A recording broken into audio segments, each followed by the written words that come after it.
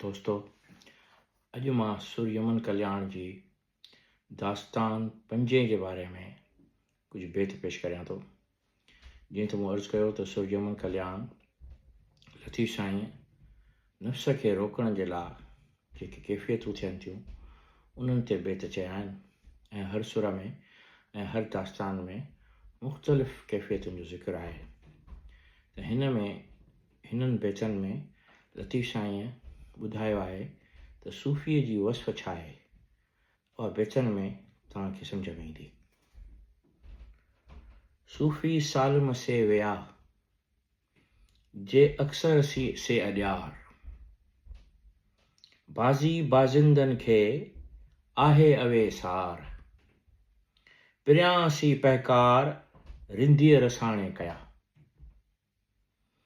सूफ़ीअ सैर सभिनि में जीअं रगुनि में साह, साह न करे ॻाल्हिड़ी जीअं पोयूं परूड़े पसाह, साह न करे ॻाल्हिड़ी जीअं पोयूं परूड़े पसाह, यानी मरण वक़्तु बि उहा ॻाल्हि नथो करे। आयसि ई गुनाह जेका करे पधरी, यानी सूफ़ी अंदर में ई सड़ंदो रहे थो, पधरो नथो करे। ऐं सड़ण जी जेका कैफ़ियत आहे उहा मरण घड़ीअ ताईं साॻी रहे। ॾिने ॾुखोया अण ॾिने राज़ी थिया, ॾिने ॾुखोया अण ॾिने राज़ी थिया, सूफ़ी ते थिया जीअं कीन खयाऊं पाण सी। पाण सां कुझु बि नथा खणनि। जिन खे ॾिजे थो त हू ॾुखोजनि था, यानी वठनि नथा, वठण वारनि मां न आहिनि।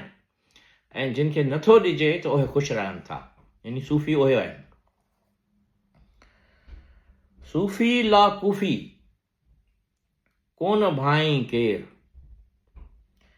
मंझाई मंझ विढ़े पधर नाहिस पेर, जिनी साणस वेर थे तिनी जो वाहिरो। ऐं ही मशहूर बेत आहे। सूफ़ीअ साफ़ कयो धोई वर्क वजूद जो, तंहिंखां पोइ थियो जीअरे पसण पिरीअ जो।